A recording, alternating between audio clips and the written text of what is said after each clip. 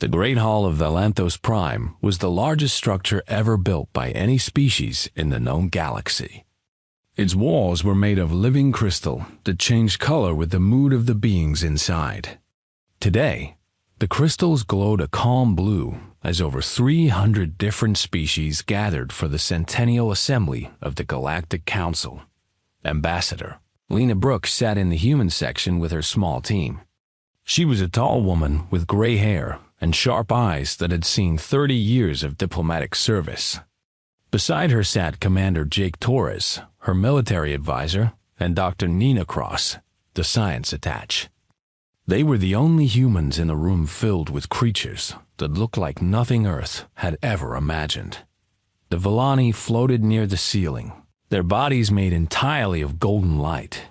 The Kryn stood on 4 powerful legs, their armored bodies covered in thick scales. The Gorthaks breathed through tubes connected to tanks on their backs, their home world having a completely different atmosphere. And there were hundreds more, each stranger than the last. Lena had attended dozens of these assemblies. They were usually boring. Trade agreements, border disputes, arguments about shipping lanes. The kind of work that kept the galaxy running, but put everyone to sleep. She expected today to be the same. She was wrong. The Corsian delegate rose to speak. His name was Victral, and he was an insectoid being that stood nearly 3 meters tall. His shell was dark green, and his 4 arms clicked together as he activated the central display. "I bring a matter of galactic security," Victral announced. His voice buzzed through the translator, cold and emotionless. A holographic map appeared in the center of the hall. Stars and planets floated in the air, and every species watched as the image zoomed in on a small yellow star at the edge of the Orion arm. Soul. The human sun. Lena felt her stomach tighten. She sat up straighter in her chair. "Our long-range sensors have detected immobilization," Victral continued. "The Dreth Collective is assembling a harvester fleet. Their target is the 3rd planet of this system, the planet called Earth." The hall erupted in whispers. The crystals in the walls flickered from blue to a nervous yellow. Lena heard the word Dreth repeated in 100 different languages, and in every voice she heard fear. Commander Torres leaned close to her. "Ambassador, we need to contact Fleet Command immediately." Lena nodded but kept her eyes on the display. She had heard stories about the Dreth. Every species had. They were ancient beings who traveled from system to system, stripping worlds of everything useful. Water, minerals, atmosphere, life. They took it all. In 10,000 years of galactic history, no civilization had ever survived a Dreth harvest. The Council Arbiter, an ancient being called Moltric, raised a tentacle for silence. "This is indeed grave news. We must discuss how the Council will respond." "What is there to discuss?" The Villani ambassador's voice was like wind chimes. "The Dreth cannot be stopped. The humans must evacuate what they can and find refuge elsewhere. Perhaps they could settle in the neutral zones," suggested another delegate. "A few million might survive if they leave immediately." Lena listened to them talk about the death of her world like it was a minor inconvenience. They discussed evacuation percentages and refugee quotas. No one talked about fighting back. No one even suggested it was possible. Her communicator vibrated. She looked down and saw a message from Earth Command. The words were simple. "Dreth, fleet confirmed. 47 capital ships. Estimated arrival, 18 days. 18 days. Her planet had 18 days to live. Her daughter lived in Seattle. Her grandchildren were in school right now, learning math and history, not knowing that an alien fleet was coming to destroy everything they had ever known. Lena stood up. Her chair scraped against the crystal floor, and the sound echoed through the hall. Every eye, every sensor, every optical organ turned toward her. Commander Torres and Dr. Cross stood with her. The entire human delegation rose as one. The arbiter looked surprised. Ambassador Brooks, the discussion is not finished. We must coordinate a response. Lena looked at the ancient being. She had always respected the council, had always believed in diplomacy and patience and working within the system. But the system had no answer for this. The system had already decided that Earth was dead. There is nothing to discuss, she said. Her voice was calm, but her hands were shaking. We are leaving? The arbiter seemed confused. Where will you go? Home. She turned and walked toward the exit. Her team followed without hesitation. Their footsteps were the only sound in the massive hall. 300 species watched in stunned silence as the humans moved toward the door. Ambassador Brooks! The arbiter called after her. What do you expect to accomplish? The Dreth have never been defeated. Your fleet is small. Your technology is young. You cannot win this fight. Lena stopped at the doorway. She turned back to face the council one last time. The crystals on the walls had turned a deep purple, the color of confusion and sorrow. We're not asking for your help, she said. We're not asking for your advice. We're going home to stand with our people. That's what humans do.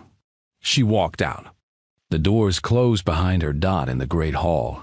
Silence hung like a heavy fog. The delegates looked at each other with expressions of pity and disbelief.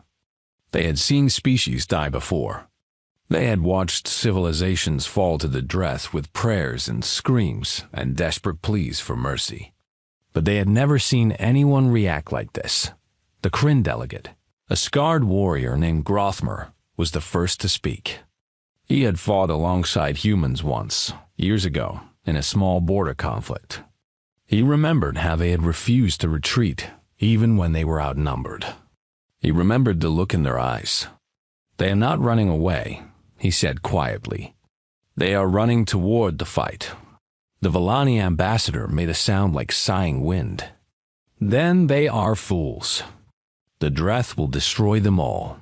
But Grothmer was not so sure. He had seen what humans could do when they were cornered. He had seen their stubborn refusal to accept defeat. And as he watched the doors where the humans had disappeared, he felt something he had not felt in a very long time. Hope. Outside the hall. Lena Brooks walked quickly toward the docking bay. Her team kept pace beside her. None of them spoke. They all knew what was coming. They all knew the odds. But none of them hesitated. Torres was already on his communicator, sending messages to every human ship in the sector. Dr. Cross was calculating jump coordinates. They had work to do and very little time. The galaxy had given up on Earth, but the humans had not given up on themselves. Not yet. Not ever. The news reached Earth at 3 in the morning, Pacific time. Within 10 minutes, every government on the planet knew. Within an hour, the whole world was awake. President Hannah Ortiz stood in the Situation Room beneath the Rocky Mountains. She was a small woman with dark hair and tired eyes, but her voice never wavered. Around her stood generals, admirals, scientists, and advisors from a dozen nations. For the first time in human history, there were no arguments about borders or politics. There was only one question: how do we survive? The Dreth fleet will arrive in 17 days, General Luis Mendez reported. He was an old soldier with a face like carved stone. 47 capital ships, each one roughly the size of our moon. Thousands of support vessels. Our current fleet numbers around 800. Combat-ready ships. 800 against 47 moon-sized. Vessels, said Admiral Kevin Park. He was the commander of the United Earth Defense. Fleet, those are not good odds. No. President Ortiz agreed. They're not. But those are our odds, so we will work with them. What else do we have? The room went quiet. Then Dr. Susan Bell stepped forward. She was the head of the Advanced Research Division, a woman who had spent her life building things that others said were impossible. We have things that aren't officially on the books, she said. Ships that were decommissioned but never destroyed. Weapons that were deemed too dangerous to use. Experimental technology that never made it past testing. If we throw everything we have into this fight, we can field a much larger force. How large? Ortiz asked. Dr. Bell looked at her tablet. Possibly 3,000 ships. Maybe more if we count civilian vessels that can be armed. 3,000 ships. It still wasn't enough, but it was better than 800. President Ortiz nodded slowly. Do it. Call back every ship. Arm every vessel that can hold a weapon. We have 17 days to prepare for the fight of our lives. The orders went out across the solar system. On Luna, shipyards that had been closed for years suddenly roared back to life. Workers who had retired decades ago returned to their stations. Young people who had never held a wrench learned to repair engines in hours instead of weeks. On Mars, the mining colonies stopped digging for ore and started producing ammunition. Factory ships in the asteroid belt changed their programming to build missiles instead of construction materials. Even the science stations around Jupiter and Saturn joined the effort. Their researchers turning their brilliant minds toward the problem of killing. DRETH. Captain Marcus Cole received the recall order while his ship, the Constellation, was patrolling near the edge of the system. He was a tall man with broad shoulders and calm eyes. He had been a soldier for 20 years, and he had always known that a day like this might come. Set course for Earth, he told his crew. Maximum speed. His navigator, Lieutenant Amy Vance, looked up from her console. She was young, barely 25, with red hair and freckles across her nose. Sir, at maximum speed, we'll burn out the engines before we get there. Then we'll burn them out, Cole replied. We can always get new engines. We cannot get a new Earth. The Constellation jumped to faster than light. Behind it, dozens of other ships did the same. Across the sector, human vessels broke from their positions and raced toward home. Cargo ships, patrol boats, even personal yachts. Anything that could fly was flying. Back on Volantis Prime, the Galactic Council watched the human exodus with growing confusion. Their observation probes tracked the movement of human ships, and what they saw made no sense. They are not fleeing, the Arbiter said slowly. They are gathering. Gathering for what? Asked the Volani ambassador. A final ceremony? A mass suicide? The Kryn delegate, Grothmer, shook his large head. No, they are gathering a fight. That is madness, another delegate said. The Dreth cannot be fought. Their shields are impenetrable. Their weapons are unstoppable. Every species that has tried to resist them has been destroyed. Grothmer remembered something a human soldier had told him once, after a battle where the humans had lost many of their own. The alien had asked why humans kept fighting when they knew they would take losses. The soldier had looked at him with strange eyes and said, "We don't know how to stop." On Earth, the preparations continued. In every city, volunteers lined up to help. Factories ran 24 hours a day. Schools became emergency shelters. Hospitals prepared for casualties they prayed would never come dawn in Seattle. A young mother named Maria Santos watched the news while her children slept.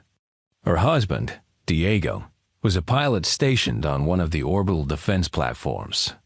He had called her earlier that night, his face tired but determined on the video screen. "I might not come home," he had said. "You know that, right?" "I know," she had replied. "But you're going to try. I'm going to try." That was the human way. They might lose. They probably would lose. But they were going to try. In the depths of space, the Dreth fleet moved steadily toward Sol. Fleet Commander Drethax reviewed the data on the target system with cold satisfaction. The third planet was rich with water and organic life. The indigenous species had primitive technology and a small defense force. This would be an easy harvest. Drethax had destroyed 37 worlds in his long life. He had watched civilizations beg for mercy and crumble into dust. He had never lost a battle, never even faced a real challenge.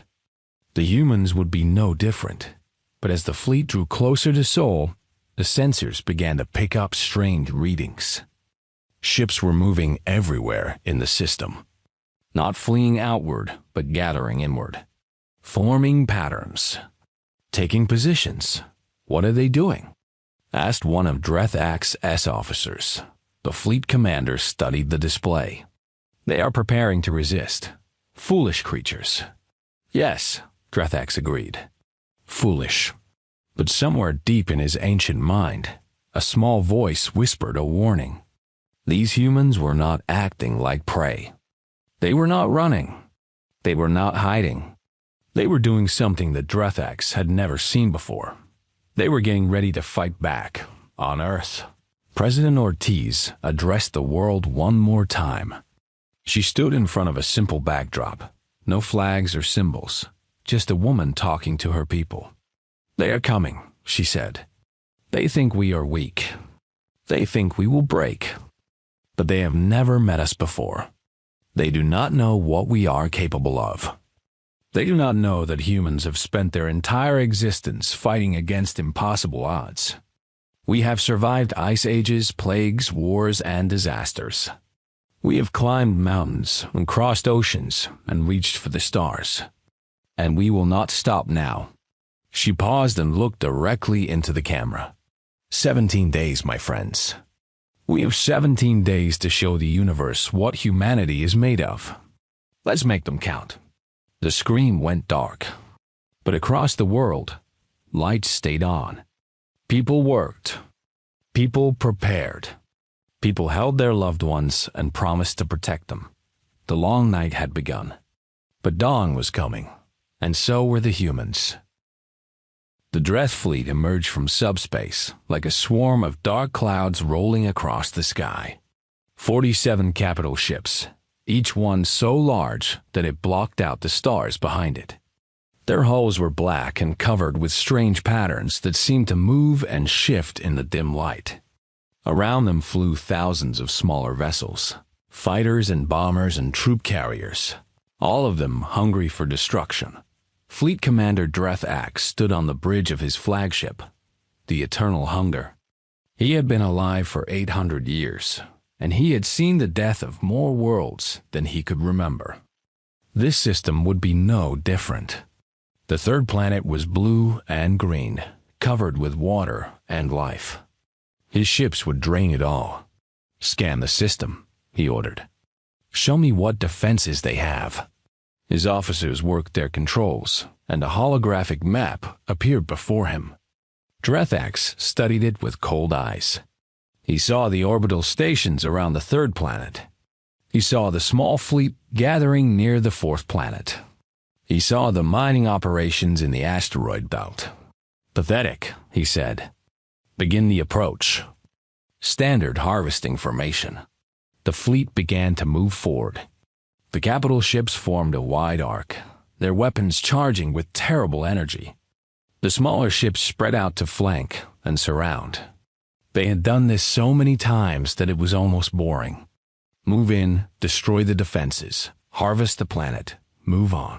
Simple. Easy dot, then the sensors went crazy. Commander! An officer shouted. Multiple contacts emerging. From behind every planet in the system, ships appeared. They came out from the shadow of Mars, from behind the moons of Jupiter, from the asteroid belt where they had been hiding among the rocks. They rose from the rings of Saturn and launched from hidden bases on distant moons. Ships of every size and shape, from massive carriers to tiny fighters, all of them moving toward the Dreth fleet. Drethax stared at the display. How many? The officer's voice was shaking. Over 3,000 confirmed. More still emerging. 3,000 ships. The humans were supposed to have less than 1,000. Where had they found so many? Drethax felt something he had not felt in centuries. Surprise! Admiral Kevin Park stood on the bridge of the carrier Defiance. He was a man in his 60s with silver hair and a face that had seen too many battles. Around him, officers from 20 different nations worked together in perfect coordination.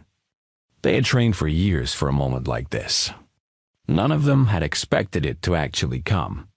"All fleet elements," Park said into the communication system. "This is Admiral Park. The enemy has arrived. You all know what's at stake. You all know the odds. But I want you to remember something. Those creatures out there have destroyed dozens of worlds. They have never been stopped. Today, we show them what it means to face humanity. Today, we become the first civilization in galactic history to fight back. Today, we make them remember our name." Across the fleet, crews cheered. In the fighter base, pilots strapped into their small ships and powered up their weapons. On the carrier Constellation, Captain Marcus Cole watched as wave after wave of fighters launched into the darkness. Lieutenant Amy Vance led the first attack squadron. Her fighter was small and fast, built for speed rather than armor. She had 23 pilots under her command, all of them volunteers who knew they might not survive the day. "Stay in formation," she told them over the radio. "Target their sensor arrays first. If they can't see, they can't shoot."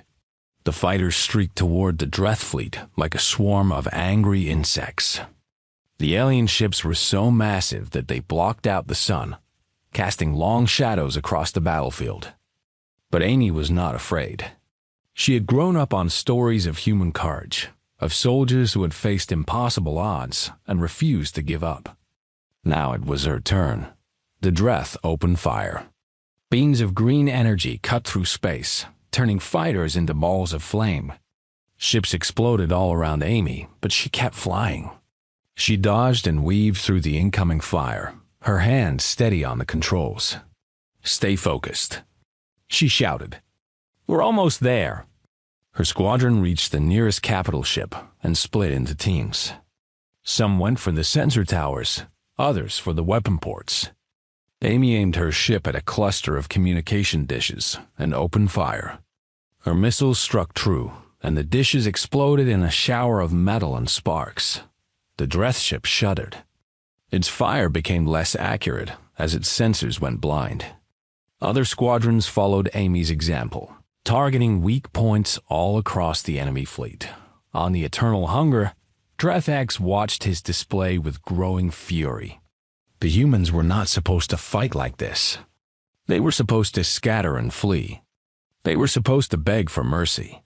Instead, they were attacking with a ferocity he had never seen. "Destroy them," he commanded. "All ships, concentrate fire." The battle raged for hours. Human ships fell by the dozens, their crews dying in the cold vacuum of space. But for every ship that was destroyed, 2 more took its place. The humans fought with desperate courage, throwing themselves at the enemy again and again. On Earth, people watched the battle through telescope feeds and satellite images. They saw the flashes of explosions and the trails of missiles. They saw ships burn and break apart. And they saw their defenders refusing to retreat. In a small house in Colorado, an old woman named Betty Carson sat by her window and watched the lights in the sky. Her grandson, Tommy, was up there somewhere, flying one of those tiny fighters. She had told him not to go, had begged him to stay safe. But he had looked at her with those stubborn eyes and said, "Grandma, if I don't go, who will?" That was the question, wasn't it? If not them, who? If not now, when? Humanity had always asked those questions. And humanity had always found the answer in itself. Back in space, Admiral Park studied the tactical display. They had hurt the Dreth, damaged several of their ships, destroyed hundreds of their fighters. But it was not enough. The capital ships were still advancing, their shields absorbing most of the human attacks.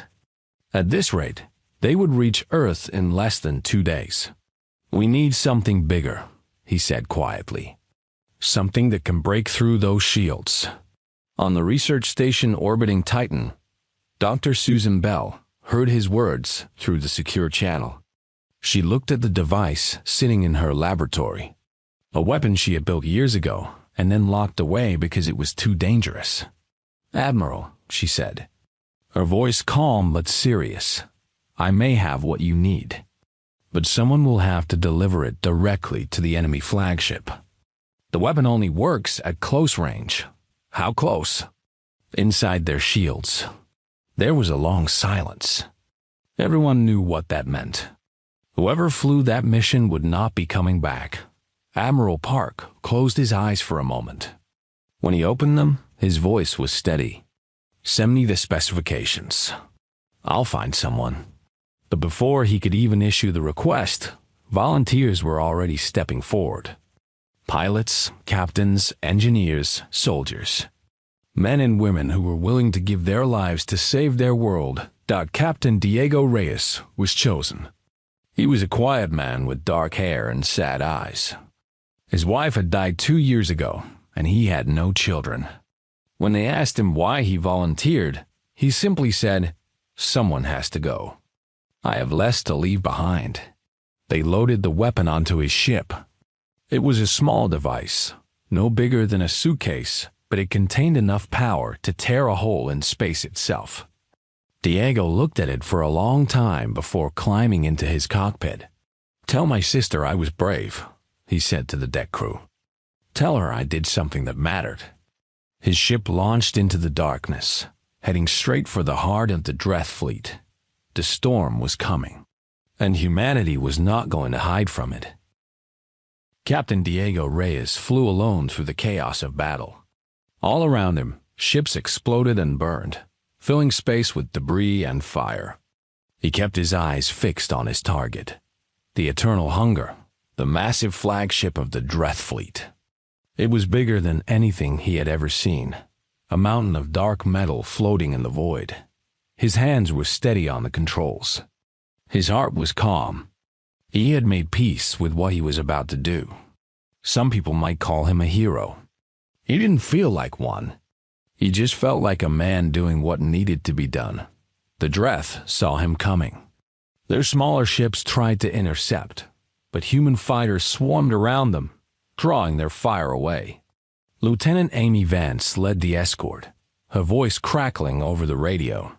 "Keep going, Captain. We'll clear a path." She dove into a group of enemy fighters, her weapons blazing.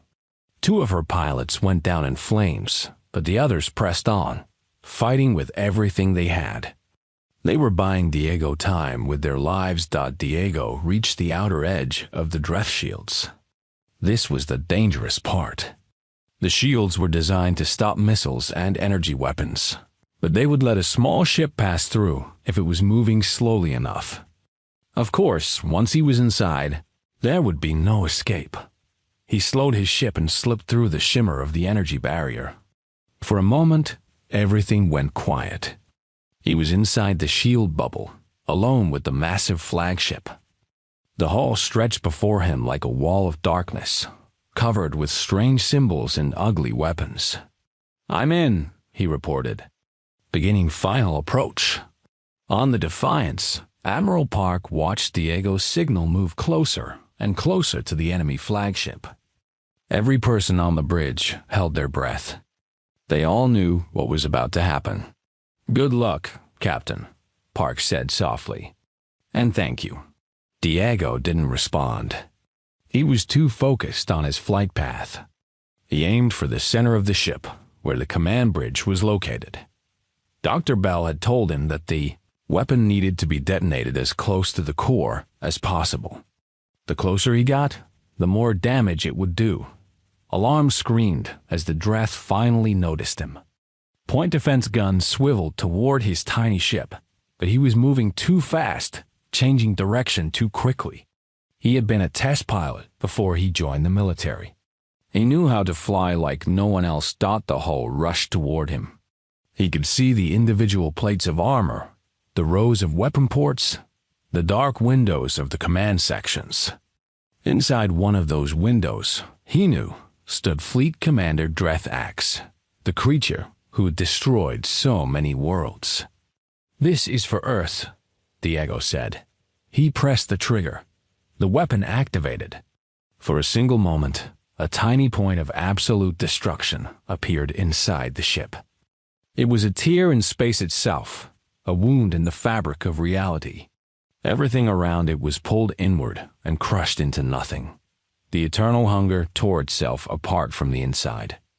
The explosion started at the center and spread outward in a wave of fire and broken metal. Diego's ship vanished instantly, consumed the same destruction it had caused. But the damage was done. The flagship broke into 3 pieces and drifted apart, fire pouring from its wounds. Every system on board failed at once. Fleet Commander Dreth Axe died without even understanding what had killed him. He had survived 800 years and conquered 37 worlds. And in the end, he was destroyed by one human with nothing left to lose. The shockwave from the explosion spread through the Dreth fleet. Other ships were caught in the blast. Their hulls crumpled and their engines crippled.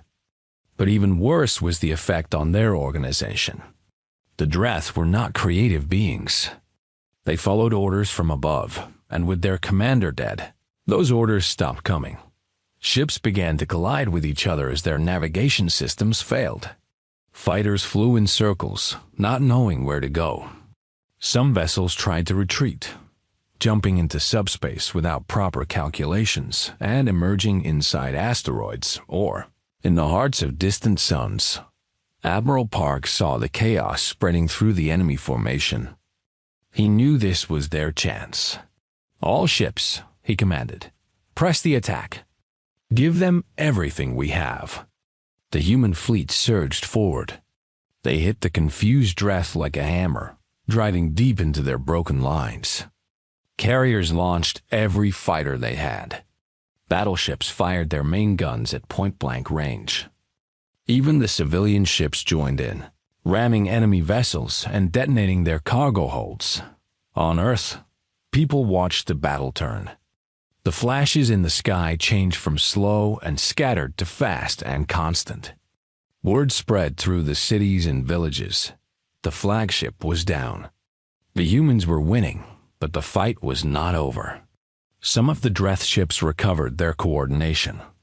They formed a defensive circle and began a fighting retreat toward the edge of the system. 39 of their capital ships had been destroyed or disabled, but 8 remained, and those 8 were still deadly. The battle moved from open space to close combat. Human Marines boarded damaged Dreth vessels, fighting through narrow corridors with rifles and grenades. Sergeant Ryan Cho led a team through the smoking hallways of a crippled harvester ship, his soldiers clearing room after room of the insectoid enemy. "Keep moving," he shouted. "We need to reach the reactor core." The Dreth fought hard. They were bigger than humans, stronger, and had 4 arms each. But they were also confused and afraid. They had never been boarded before. They had never faced enemies who got close enough to look them in the eye. Ryan's team reached the reactor and planted their charges. They barely made it out before the explosion tore the ship apart. Another enemy vessel gone. Another step toward Victory Dot in the skies above Tokyo. Lieutenant Amy Vance chased the last Dreth fighters through the upper atmosphere. Her own ship was damaged, leaking fuel and sparking from a dozen hits. But she refused to give up. She had lost too many friends today to quit now. She locked onto the final enemy fighter and squeezed the trigger. Her last missile struck true, and the alien ship spiraled down into the ocean, trailing smoke and fire. "This is Vance," she reported, her voice exhausted but triumphant. Airspace clear.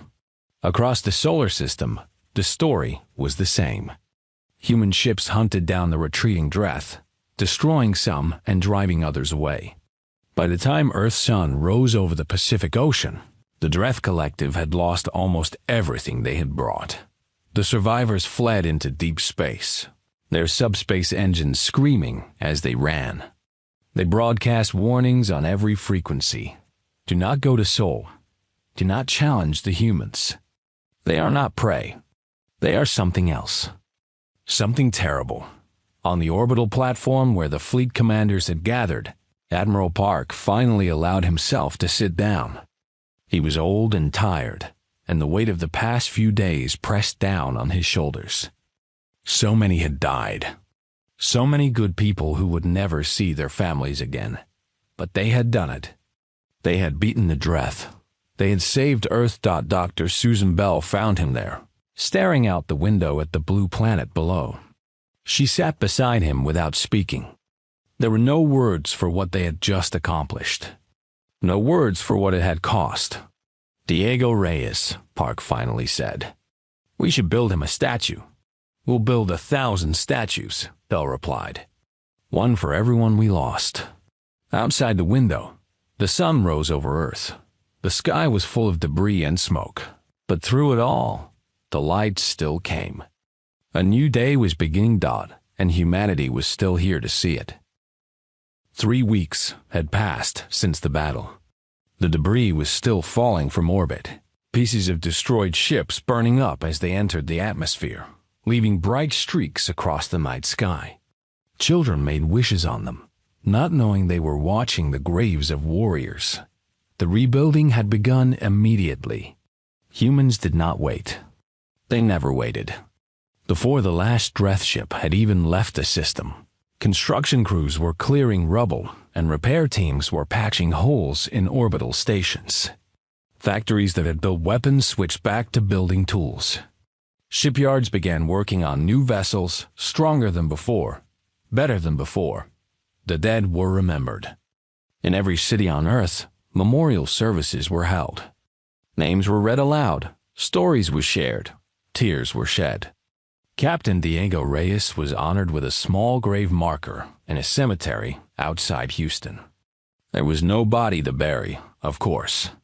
He had been vaporized in the explosion. But the marker was there, a simple stone with simple words. He was here.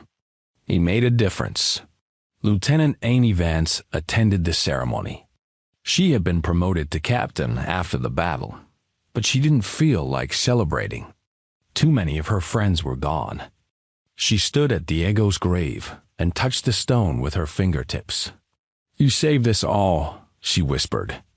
I hope wherever you are, you know that. On Valanthos Prime, the Galactic Council reconvened.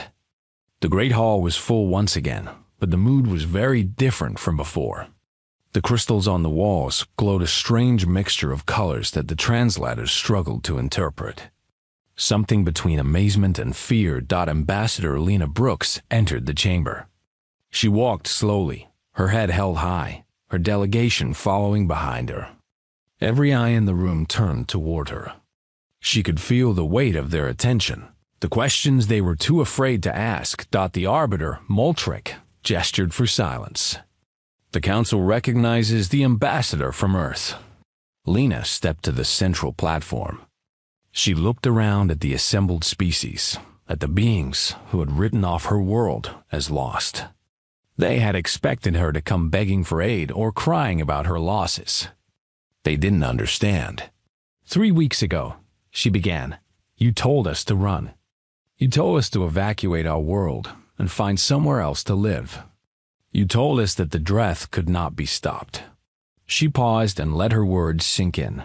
You were wrong. A murmur ran through the hall. The Vellani ambassador shifted uncomfortably, her light flickering with embarrassment. The Corsian delegate, Victro, clicked his 4 arms together nervously. The Dreth came to our system with 47 capital ships, Lena continued.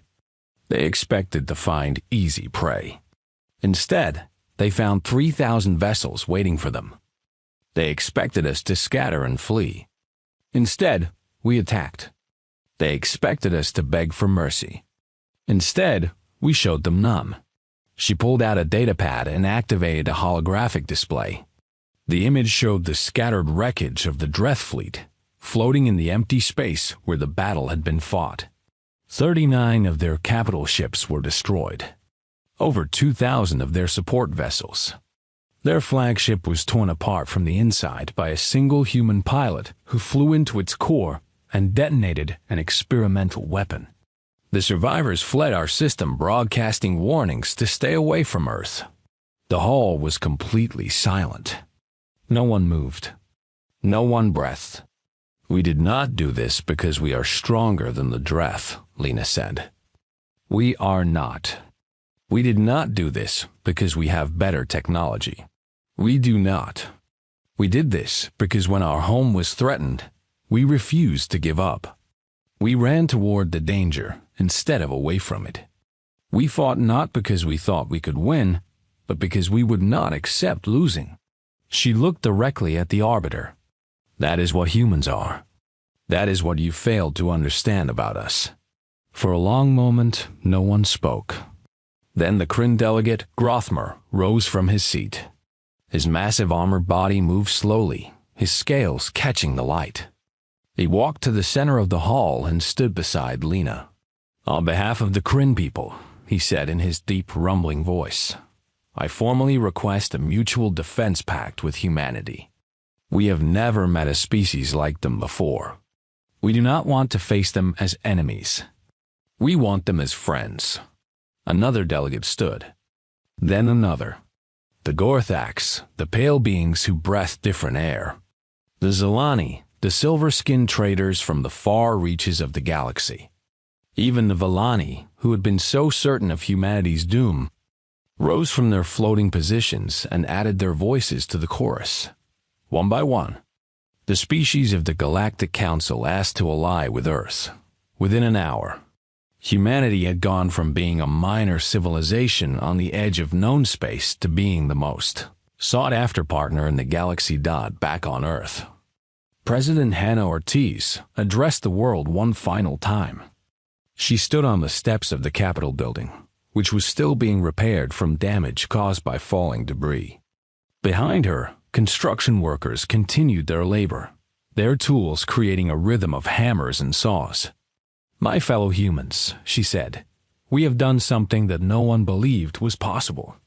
We faced an enemy that had never been defeated, and we survived. We lost many brave men and women along the way. We will never forget their sacrifice. But we proved something to the universe and to ourselves. We proved that humanity does not give up." She smiled, her eyes bright with tears that she refused to let fall. "The galaxy is watching us now. They see us as warriors, as fighters, as survivors. And that is true. But I want them to know something else about us. We are also builders. We are also dreamers. We are also lovers of peace and creators of beauty. We did not fight the Dreth because we enjoy war. We fought them because they threatened our home, our families, our children." She paused and looked up at the sky, where distant stars twinkled in the fading light of day. "If any other species out there is thinking about attacking Earth, I want them to understand something. We don't want to fight you. We want to trade with you, learn from you, share our music and our stories with you. But if you come to take what is ours, if you try to hurt the people we love, you will find us waiting. And you will learn the same lesson the Dreth learned." She turned back to the camera, her voice steady and strong. "Humans protect their own. Always. No matter the cost." The broadcast ended. Around the world, people cheered. They hugged their families and kissed their children and looked up at the stars with new eyes. They had always dreamed of reaching the heavens. Now the heavens knew they were coming. In a small bar in Seattle, Maria Santos sat with her husband Diego. Not Captain Diego Reyes, the hero who had died saving Earth, but a different Diego, a mechanic who had spent the battle helping repair damaged ships on an orbital station. He was alive. He had come home. And as Maria held his hand across the table, she understood what President Ortiz meant. Humans protect their own. The galaxy had watched in horror as the humans bolted out of the assembly. They had expected to see a species running to its death. Instead, they had witnessed something else entirely. They had seen a people who would never stop fighting for their home, who would sacrifice everything to protect the ones they loved. And now the galaxy understood. Humans were not just another species in the vast emptiness of space. They were something special, something fierce, something wonderful. They were humanity, and they were just getting started.